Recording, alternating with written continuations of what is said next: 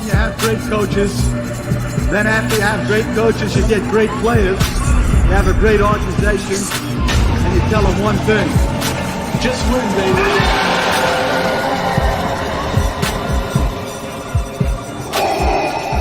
This is Raiders Allegiance with Lunatic Raider. Welcome to the dark side. What is the deal, Raider Nation? We are live on the Super Bowl Sunday. We already know the two teams that's in it when it should be the Raiders, but you know how that go. But anyway, Raider Nation, how y'all feeling this Sunday? Man, pull on up. Let's chat some let's talk some Raider football, man. We see that we making a lot of signings with coaches and so forth, and right now it looks like we're going in a good direction as far as bringing in solid football minds into this organization to get us headed in the right direction. You know what I mean? And I know there's a lot of fans out there that's not really too thrilled with the expatriate factor, but you have to give credit where credit is due. You know what I mean? These guys over there, they got 6 rings.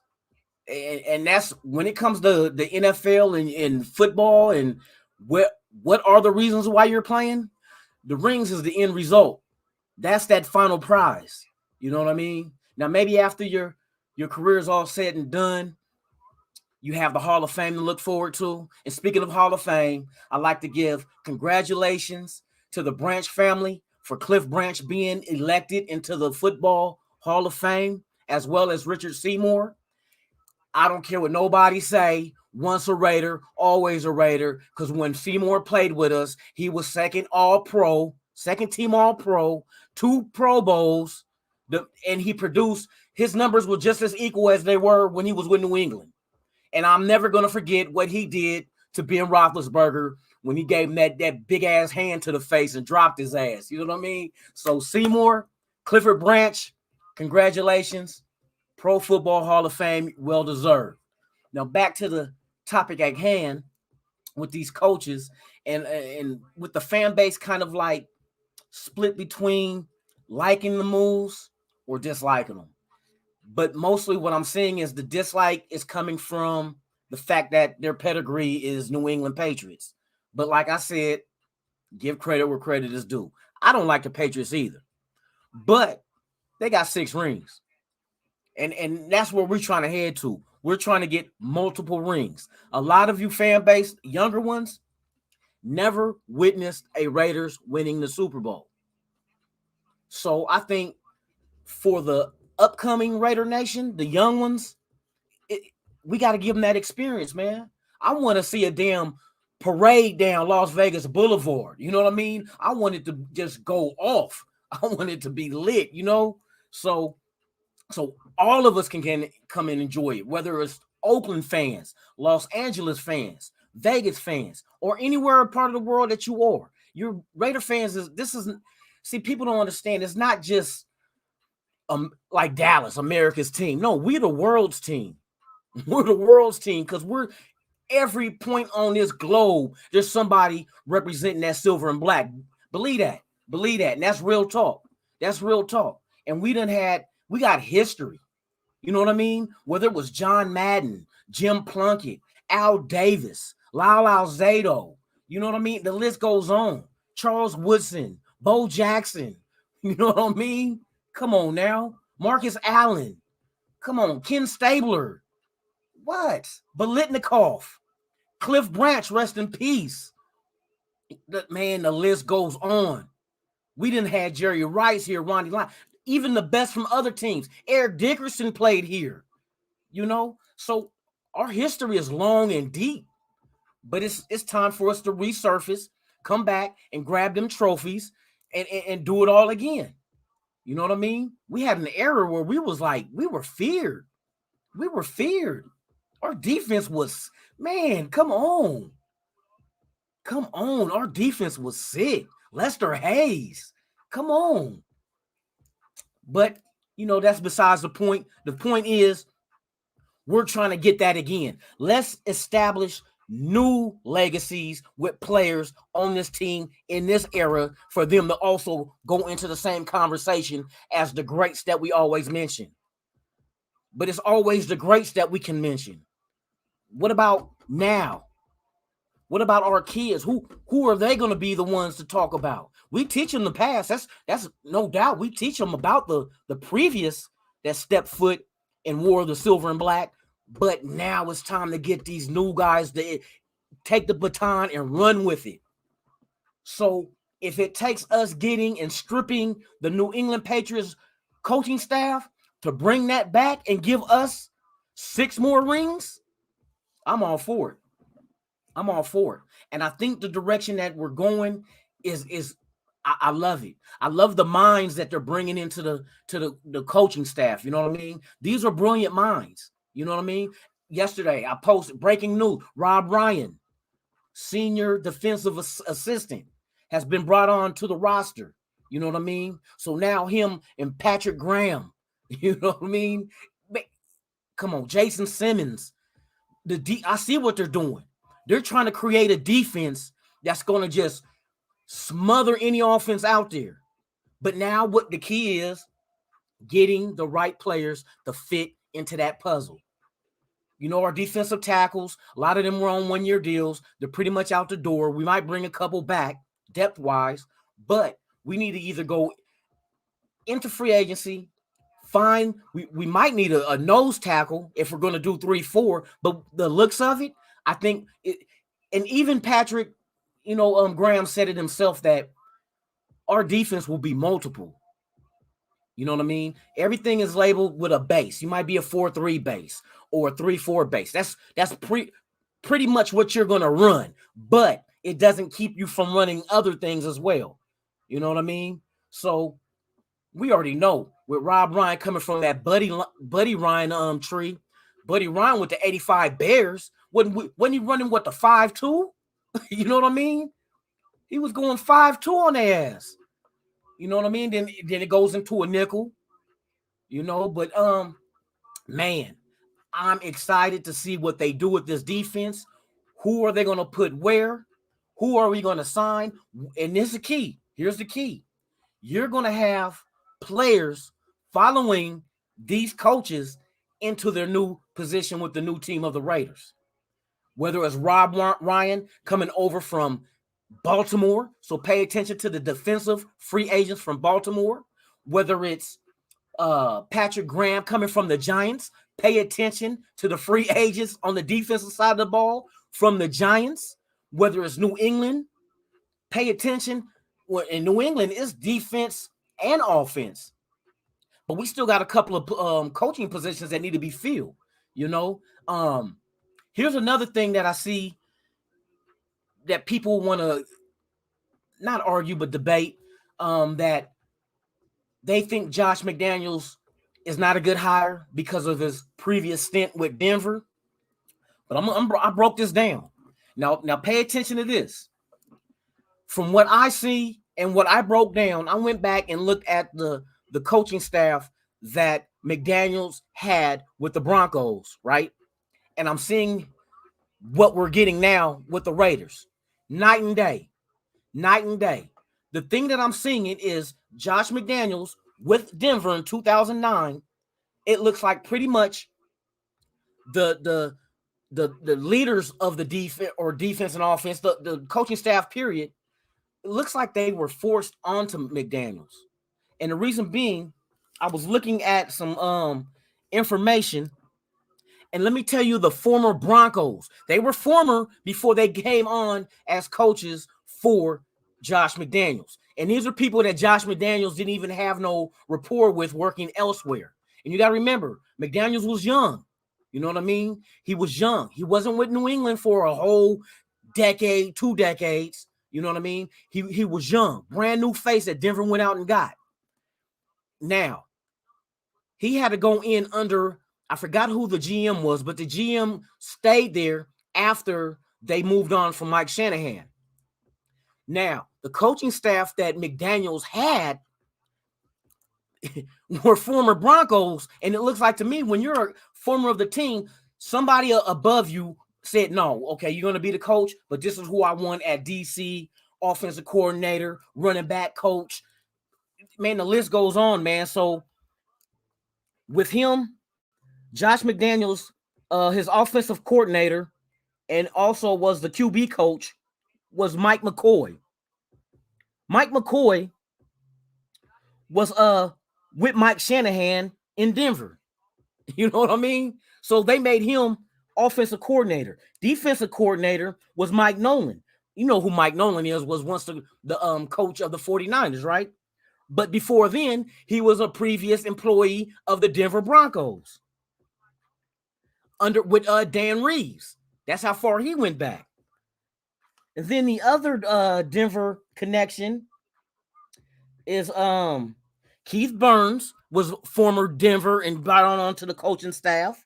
Then you had Rick Dennison, offensive line coach, previously with Denver in a different capacity and brought back on.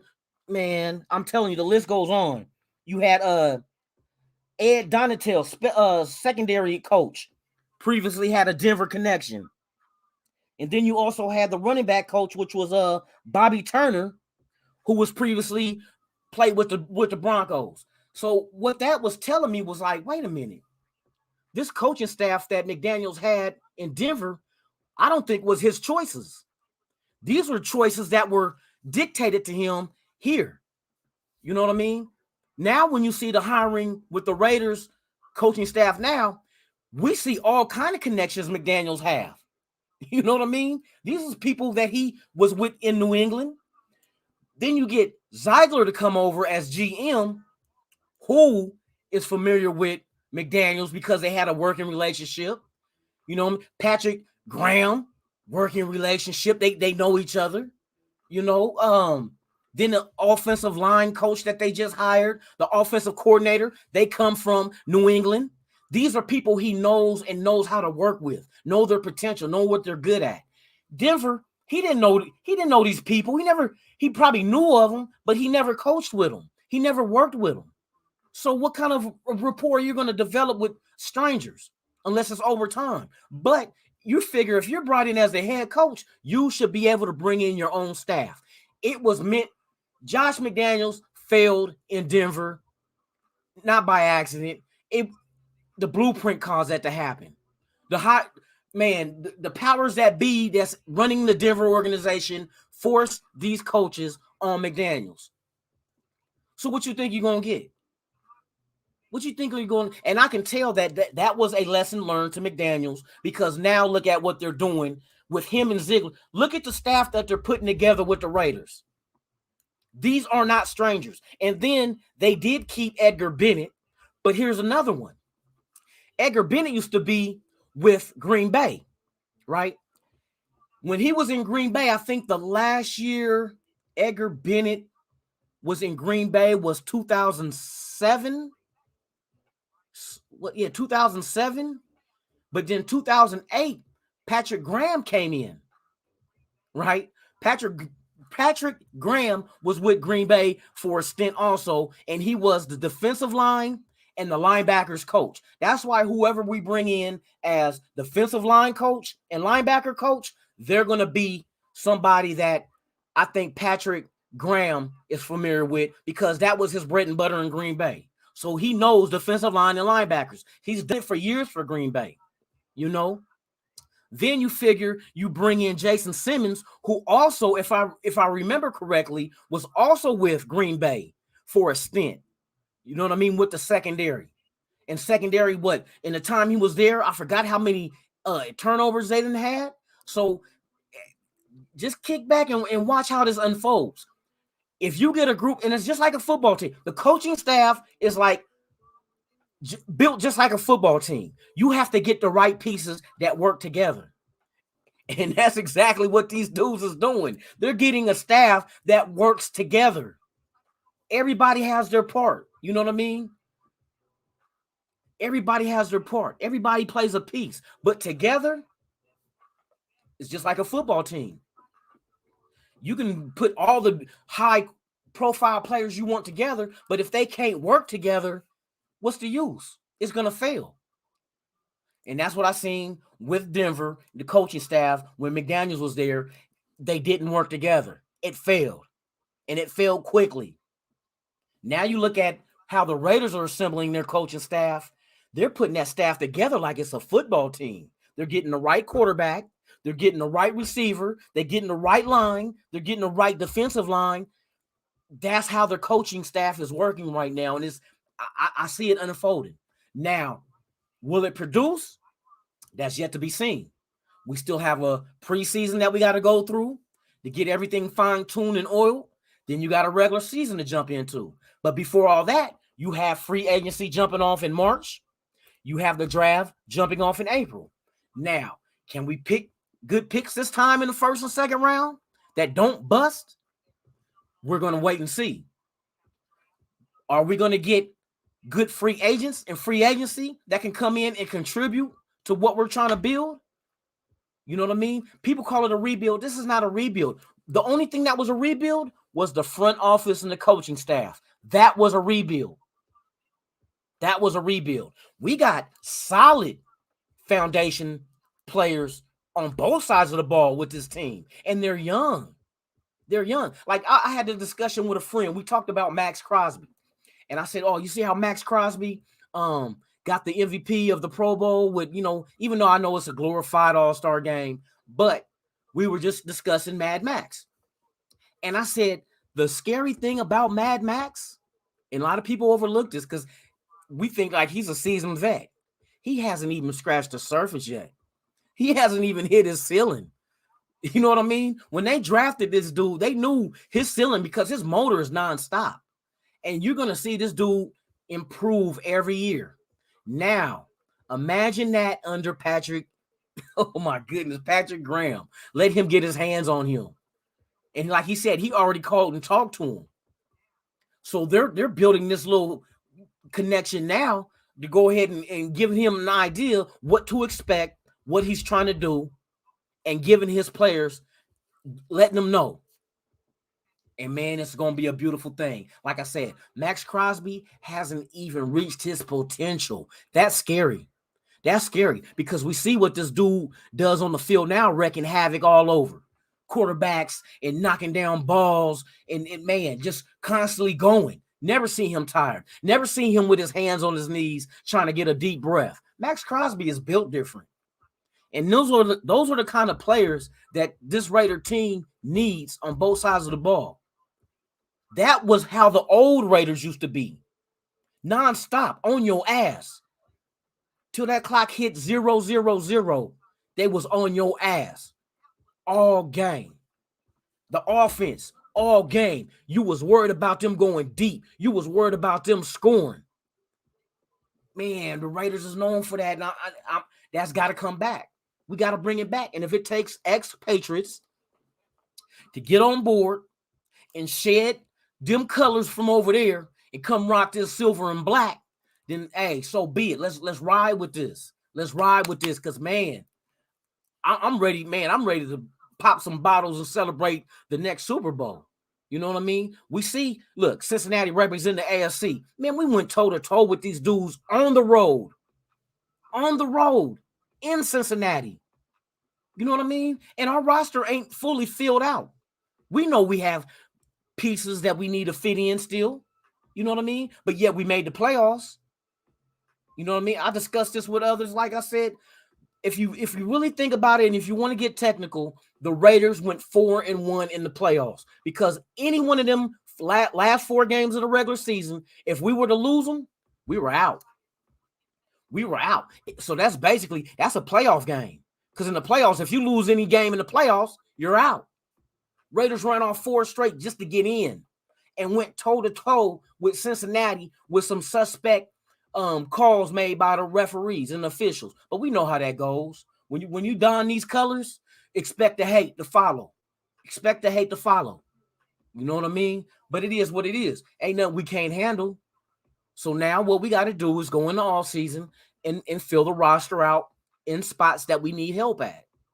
Draft well, sign good free agents, and you don't have to just sell the farm on free agents.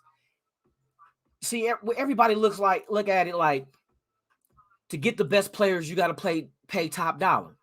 And that's true to a fault. It's true to a fault. Let me explain. You can have some of these players that going to get a high, offer sheet, from these teams of free agents. You can put them in any kind of scheme. Some of them, when you're that great, just man, coach, just put me out there. I'll make plays. You got them. But the league doesn't have a whole bunch of them, especially in free agents. But what they do have is pieces that fit what you're doing. And that's what it's going to come down to. We don't need to go after the big name. I know Devontae Adams sounds good. I know he would work. He would work in our offense, plain and simple. But do we really need to spend $30 million on a receiver? Is there a receiver out there that we can get way less than $30 million a year, but the production is still good? You know what I mean? Can we get good production, and does he fit what we're doing on the offensive side of the ball? Value. It's all about value. You don't have to lowball nobody, but give them their fair market value. Some other teams go above that because they're trying to outbid other teams for the services of that same player. We don't need to outbid. You know what I mean? We just need to go get the right pieces to fit what we're doing to make us successful. That's all we need. That's all we need. And there's free agents out there, receivers that we can go out there and add to this. You know what I mean? It might not be Devontae Adams. Might not be Odell Beckham. But there's receivers out there that can come right in and fit what we're doing and give offenses hell. We went all year. To me, in my eyes, I don't think we had a number 1 or number 2 receiver. Zay Jones is okay, but would you consider that a 1 or a 2? You know what I mean? Edwards, is he a 1 or a 2? The only receiver that we had that you can count on, Renfro. In the slot, Renfro. You know what I mean? Now, what do we do with Waller? We know what Waller does and what kind of problems he presents to defenses. But what did we do without Waller at the end of the season? Win? Did we win without him? We did. Now, I'm not saying that just toss him off and that's it. But you're really going to have to think before giving him top dollar. Is he the type? Do we really need a tight end making that much? And is he going to factor into what we're doing to make us like elite? Or the group as a whole, are they going to make us elite? And I think it's the way we're being built is the group as a whole. Same like with Derek Carr. People say, oh, Derek Carr is not elite. He's not elite. Oh, and this and that. Now, I'm gonna give you both sides of how I see it. The devil advocate, and then I'm gonna tell you the real, like supporting. The thing with Derek Carr that and it comes down to technicality. Derek Carr had a lot of fumbles this year. He lost the ball 13 times. Now, some is going to blame it on the offensive line, which is true in some cases, true. But I've seen worse offensive lines and quarterbacks that didn't give up as many fumbles. Now, the key factor is this. You have to pay attention to hand size. Derek Carr does not have the biggest hands. I think they're 9 1/4, 9 1/8 of an inch, I think. And that right there is a precursor to not being able to grip the ball. And for him to be able to, a lot of times I see him run with the ball in one hand. That's a no-no. You know your grip on that ball is not that great. Because every time I see you run with the ball with one hand, and they don't even have to hit the ball. They hit you and you dropping the ball. That's because your grip is not a firm grip. Your hand is not that big to wrap around the ball. Keep 2 hands on the ball. Your hands aren't that big. It is what it is. But you can still secure the ball with both hands. You know what I mean? Don't just run around like it's a loaf of bread. Fumbles happen. You know what I mean? So you got to just be smarter with the football. That's not saying you're a bad quarterback. It's just you have to be smarter with the ball. You got to know what your inabilities are as well as your abilities. We know what you're able to do, but you got to also know what you're unable to do. And you got to address it. You know what I mean? You got to address that thing, that cause, that reason. So, but That's the only bad thing I see with him. Sometimes he kind of panics with getting rid of the ball, but you go back to the offensive line. He's trying to see, you don't have time to try to look and see where the defensive ends are coming. You're going through your reads, and you want to make the right decision, and you only got a couple of seconds. You really don't want to hold the ball over 2 seconds. You want to get that ball out your hand. So you don't have time to be trying to look to your left end and your right end and make sure everything is copacetic. You're going through your reads and boom, getting rid of the ball to the right option. You know what I mean? That's one factor in all this with the protection. Now I expect us to go in free agency and maybe get a right tackle. Leatherwood is at right guard. I don't know if they're keeping him there or they plan on trying to regroom him at the right tackle position. I don't know. But there's a couple of free agents we can go out there and grab to solidify the line. I'd rather have veterans on the offensive line. I don't want to draft a rookie and throw him in here and try to groom him as we go, because that's the problems that we had. It happened with Colton Miller. Colton Miller didn't come out the gate good. He didn't come out the gate good at all, period. You know what I mean? Colton Miller, it took him time to develop, but he developed. And look what he developed into. You're going to need that same time with Leatherwood. You can't just come out the gate and be like, oh, he's a bust. You can't do that. You can't do that.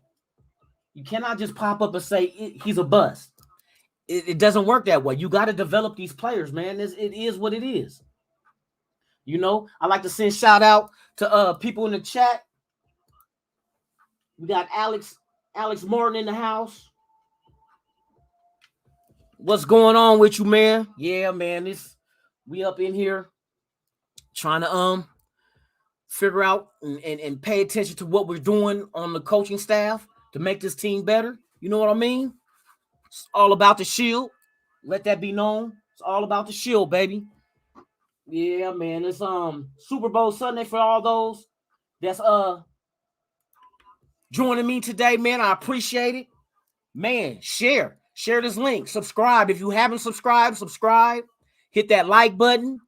And if you want to, knock the hell out of that notification bell so I can notify you of all the content I release. You know, I'm just coming raw and uncut. This is all Raiders, no cut. You know what I mean? On this Super Bowl Sunday, we're not playing in the big game like we wanted to, but man, I think that we're building a staff to eventually take us there.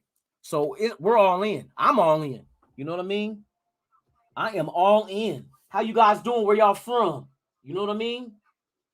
Where are you from? Lunatic Raider here, Raiders Allegiance. Thank you for joining. Yeah, we're just discussing the Raiders' plans and what we should do. In case you guys haven't heard, that the Raiders are determined to give Derek Carr an extension. Now, I know you're going to have some Carr haters and some Carr lovers. That's just what it is. But there's no better option out there to replace Carr. Plain and simple. You want to go after a player that's already under contract with another team, then you're giving up draft capital. This is draft capital that we can use to draft in players that we can develop and lead this team on into the future if we make correct draft selections. You know what I mean?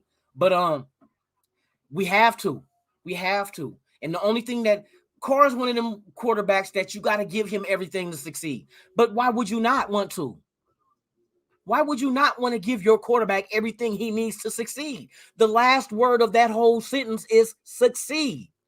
And it's like some of the hate that I see Carr get is almost like these dudes want to see him fail just so they can say, I told you so. Come on, man. Come on. We the Raider Nation, man. We don't get down like that. Whoever's wearing our jersey and playing for our team, we got to wish he do good. We got to push for him to do good. You don't, I mean, but if he's doing bad, you can say that shit then. But if he's out there performing, don't wish he fuck up just so you can say, I told you so. That's some whole shit. That's some weak ass, hater ass shit. And I've never seen nobody hate their own team like that. You know what I mean? Now, understand, there's things that Carr does that pisses you off. Of course.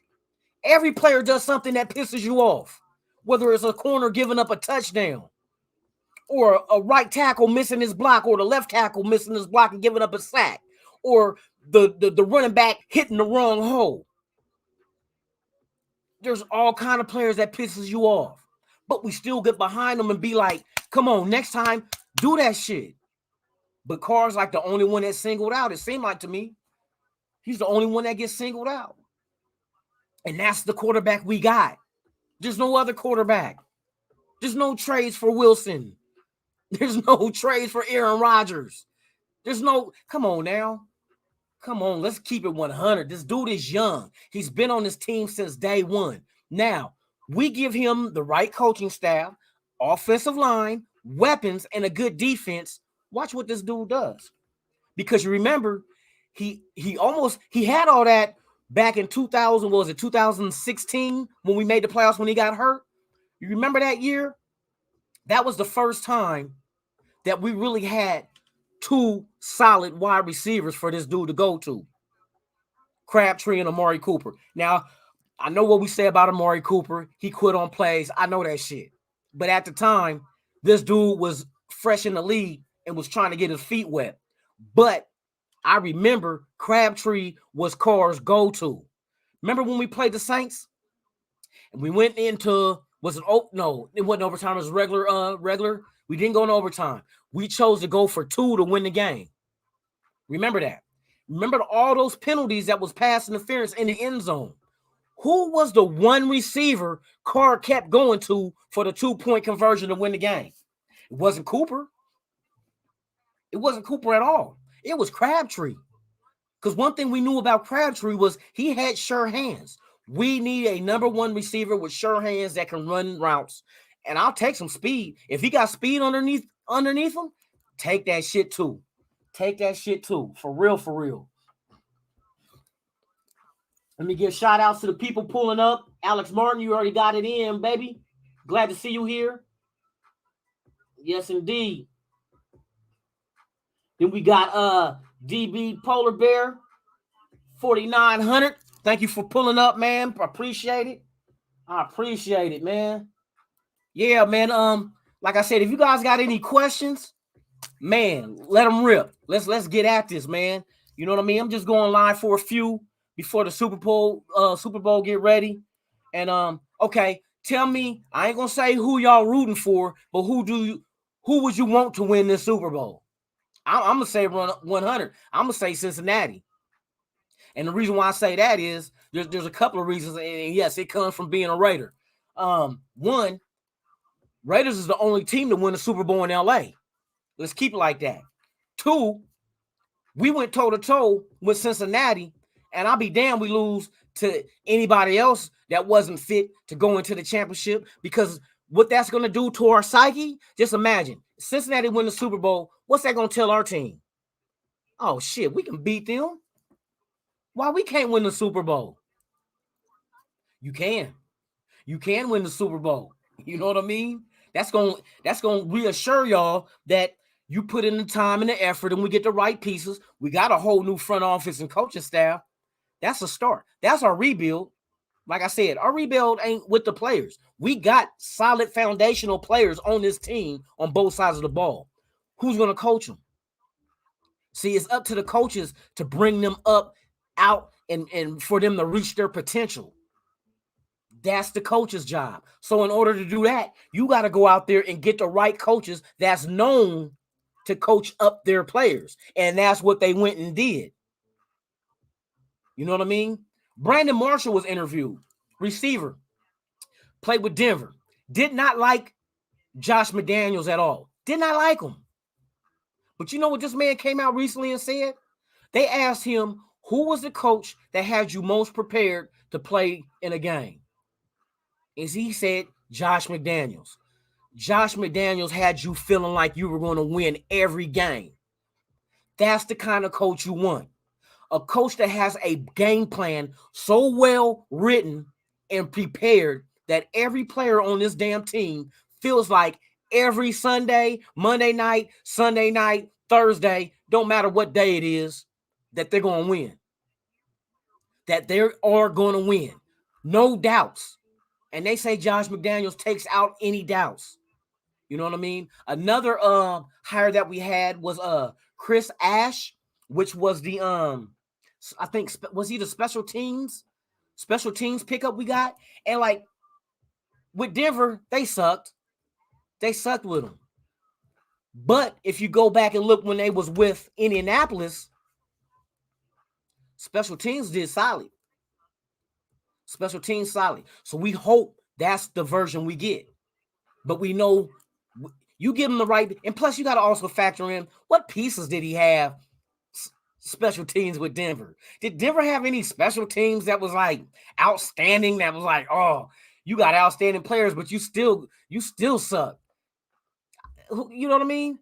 With us, we got a kicker that's like, ain't nobody running the ball back out the back of the end zone when it gets kicked out that way, because that's what's going to happen. We kicking the ball out. You're going to have to just put your offense on the field at the 25 and take it from there. We ain't giving you no opportunities to make no big plays on special teams. We can't do that. As long as we just line up 11 men that can tackle on kickoff coverage, we solid. Hell, give us special teams that can block some of these kicks. You know what I mean? On punts. Let's get some turnovers on punts. You know what I mean? But we need speed. We need speed off that edge to come up in there and knock that ball down. But it is what it is. We doing our thing, y'all. You know what I mean? Shout out to everybody. I'd like to give shout out to those that's dropping shout outs to me. So I feel you, man. Hey, shout out to Sports Talk, man. Hey, one of the best content creators with this Raiders shit. Sports Light. You feel me? You feel me? Shout out to you, man. I follow, I watch. Man, I love seeing this, man. We're see, it is a family. You know what I mean? We're all equal in this. We all love the same team. We all want the same outcome for this team. We want Super Bowls. We want success. We want other teams to fear us when we step foot on a field, or when they come into Allegiant Stadium, they don't want to be there. That's what we're trying to get back to. That's what our history is. You know what I mean? We had hitters. We had people that they feared. Offensive line with Art Shell and Gene Upshaw, rest in peace. You know what I mean? Monsters. Then we had some of the greats come from other teams because they wanted to get down with the silver and black. Romanowski, Jerry Rice, Ronnie Lott. You know what I mean? Eric Dickerson came for a stint. Man, we had them here. And what we was trying to do was recreate the past. But I think what we need to do, don't recreate the past, learn from it, appreciate it, respect it. But let's create the future. Don't see, we always trying to go back. And now Davis made a mistake once before too, trying to recreate the past. I remember when Art Shell was our coach back in the early 90s, when we were in LA, and we lost the AFC Championship to Buffalo, and they beat our ass. But then they went on and lost to the Giants because the Giants beat the 49ers. That was like 1990 or 91. One of them 2 years, Art Shell was a coach. We did good in LA. Then years later, they bring Art Shell back. 2000, was it 2006 or 7, around there? And he failed horribly. So you can't reinvent the wheel. No, create a new wheel. A new improved wheel, but you can use the previous schematics of the original to help you build a better future version. You know what I mean? It is what it is. We don't need to recreate the past. I know every time we're hearing about coaches, we want to bring this coach back. Rob Ryan is a difference, because Rob Ryan was defensive coordinator, but now he's coming as a senior defensive assistant. So he's going to assist. He's going to help. He has knowledge that Patrick Graham can pick from this man's head and implement into, like I said, he can take some of the past and improve the future. He could create a defense that's like so problematic for offenses. The time that they spend trying to figure it out, that's the time that a sack can happen. That's the time a strip fumble can happen. That's the time that an interception can happen. Just that split second can just cause your whole game plan to go down the drain. And we get in the kind of defense that I think if they get the right pieces and build alongside the players that we got now, man, when you're multifaceted, when you're not just pigeonholed as a 4-3, you know what I mean? You do not play the same defense against every offense. Every offense is not the same. It's not. Some team strengths are running the ball. Their weakness might be throwing, and vice versa. Some teams might be garbage on both running and passing. Some might be elite at running and passing. You know what I mean? Like I look at Kansas City. Kansas City, if you stop the pass, you're pretty much in that ass. Ooh, look, I got bars. If you stop the pass, you in that ass. Kansas City, because we know what they consist of. The thing that makes Patrick Mahomes good is his ability to pass. The scramble, keep plays alive, and find the open man and get it to him. You know what I mean? That's what, and that's the same thing that eliminated us from the playoffs with Cincinnati. Burrow's got to move around, extend the play, find the man open, and get him the ball. We need better coverage. So I think everything is going to work in hand. In order to get sacks, you need coverage sacks. You need to be able to get pressure up the middle from your D tackles to collapse the pocket, force the quarterback to not be able to step into his throws.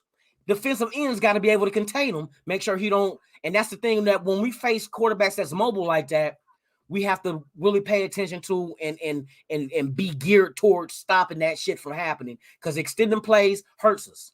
And basically, that's what happened on that play when Cincinnati scored a touchdown and we heard the whistle. But without that whistle, Burrows was scrambling around, getting ready to go out of bounds. And then at the last second, he seen an open man and threw him the ball touchdown.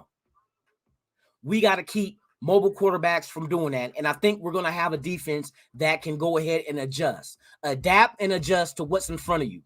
Because every quarterback, I mean, every team doesn't have a mobile quarterback. So you can't just gear your defense every week the same way against every offense if it's not the same.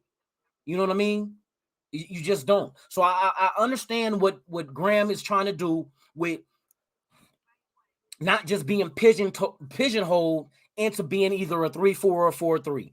3-4, I see, might be the base, but the way he says it, all of them, you know what I mean? All the defenses are base.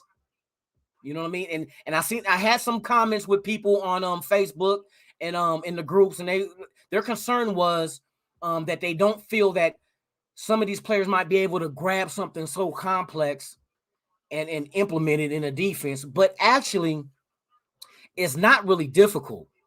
You know what I mean? You have to know, and a lot of these defenses, just because your base is one thing, don't mean you just run 4-3 all game long. You change up. You go into nickels. You go into a 3-4. There's a lot of things you do with defenses. It depends on, it's situational football. Whatever the situation calls for, that's what you put out there in front of them. Plain and simple. That's the smart way to go. You know what I mean? But yeah, man. Man, shout out to Spotlight, man. I appreciate you, bruh. Man, hey.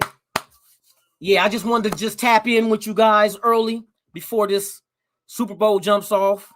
You know what I mean? We got a couple of more hours. But yeah, like I said, you guys want to go ahead and post up who you want to win. You know what I mean? We ain't jumping on nobody's bandwagon. We just trying to stop shit from passing us by. You know what I mean? We want to be the only team that was in LA with a Super Bowl. You know what I mean? That's how that shit go as a Raider, you know? But yeah, man.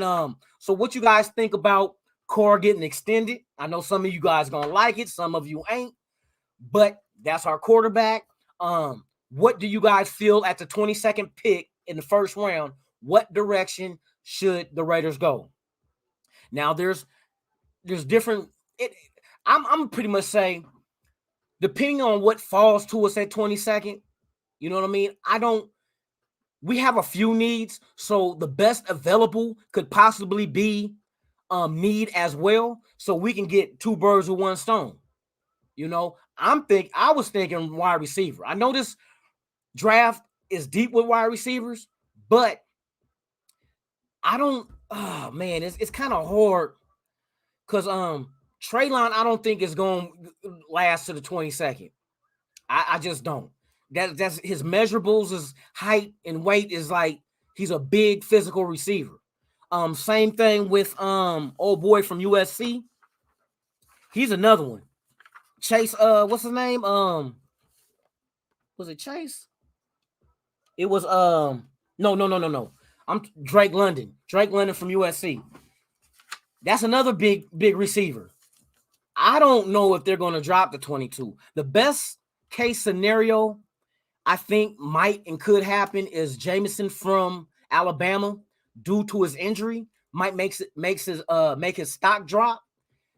But if it drops, is there a potential of him falling into the second round? Because if that's the case, then what I would and if that's a guy that's high on your draft board at receiver, Jameson, and he falls down that far, and there's pretty much a possibility of him falling past that into the second round, you might want to think about trading down. You don't even have to trade down into the second round. You could possibly just trade back into the bottom of the first. Get an extra pick or two, and also get your dude, if a wide receiver is what you want to go with. But I've got a feeling offense is what we're doing.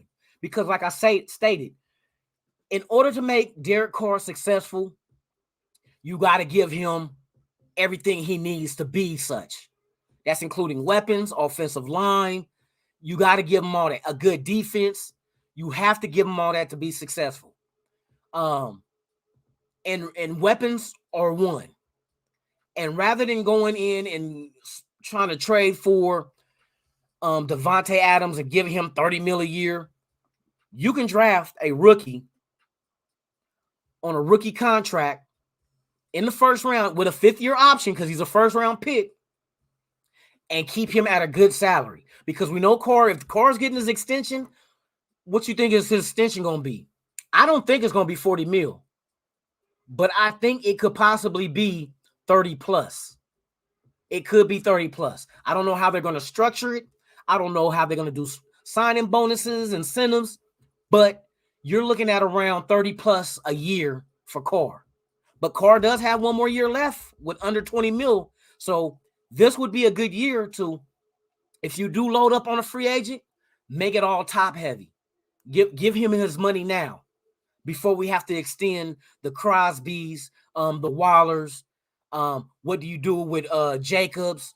It's a lot of, you know what I mean? A lot of stuff. Renfro, there's a lot of money that we're going to have to push out there. But these guys coming from New England, and don't forget Champ Kelly coming from the Bears as assistant GM. We got some good football minds up in that front office, man. I expect us to, this ain't no rebuild. We just rebuilded the coaching staff. These players, hey, we just got to add to what we got. And it's going down. It is going down for real, man. So I want to know what your thoughts are. Yes, indeed. Well, you guys, I just want to come on here and talk some Raiders before this Super Bowl that ain't got us in it. You know what I mean? And man, 2 more years, the Super Bowl's here in Vegas. I bet you we in it. You know what I mean? I bet you was going to be in it, man. We got to be in it.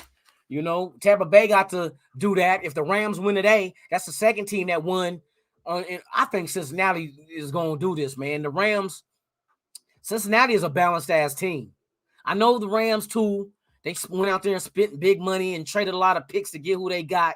But I don't know. Usually, we'll see what David and Goliath, what happens. You know what I mean? It's going to be interesting. I'll watch it for the hell of it to see what happens. But, yeah, it's all Raiders, baby. Well, I'd like to thank you guys for tuning in. Just want to chop it up with you guys and get your thoughts. You've been watching Raiders Allegiance with Lunatic Raider. That's right. Man, just subscribe to the channel if you haven't. Hit that thumbs up. Give me that like. And knock the hell out of that notification bell so you can be notified of all the content I release, even breaking news. And if you guys haven't, Spotlight Raiders Talk, subscribe to him. Hey, we got, you already know, Graphic Raider, Samoan Raider. These are all dudes. If you guys haven't subscribed to them, man, go share the love. Sanj J T, or whatever his name is. I forgot how, I don't pronounce it wrong, but you know who I'm talking about. Hell, you got, man, Kenny King has got his thing, Raider Cody, OG out there. Watch Raider, where you been, man? I ain't Watch Raider. That's another one. Hey, man, it's all love, man. It's a community. You know what I mean? And we're just trying to bring you content the way that we want to bring it to you. Different aspects, different opinions, but it's a beautiful thing, man, because it's all one nation. You feel me? It's all one. So with that being said, man, I'm signing off. I want you guys to go ahead and, man, follow the channel, subscribe, and hit these other guys up too, giving you the real with the Raider news. You know what I mean? Hammer, I ain't gonna forget about Hammer. That's my guy. I'm gonna get him up on here one day. Also, we got Wasted Talent. Man, that's a newcomer, but the dude is clean with his shit. Dirty Raider. Shout out to him. It's all love. It's all love. So, like I said, with that being said, man, you've been watching Raiders Allegiance live stream of the crashing the Super Bowl, Raider style. You know what I mean? All Raiders, no cut. I'm Lunatic Raider, and I'm out.